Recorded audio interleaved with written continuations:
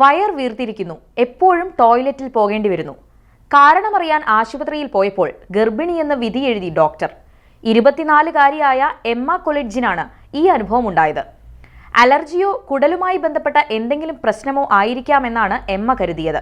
എന്നാൽ വയർ വീർത്തിരിക്കുന്നത് കൊണ്ട് ഗർഭിണിയാകാനാണ് സാധ്യതയെന്ന് പരിശോധിച്ച ഡോക്ടർ വിധി എഴുതി.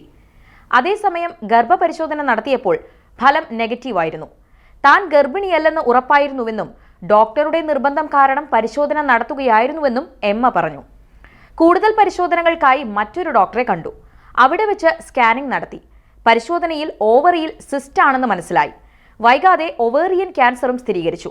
രോഗവിവരം അറിഞ്ഞപ്പോൾ ഇനി ജീവിച്ചിരിക്കില്ലല്ലോ എന്നാണ് ആദ്യം ചിന്തിച്ചതെന്നും മനഃശക്തിയായിരുന്നു മുന്നോട്ട് നയിച്ചതെന്നും എമ്മ പറഞ്ഞു.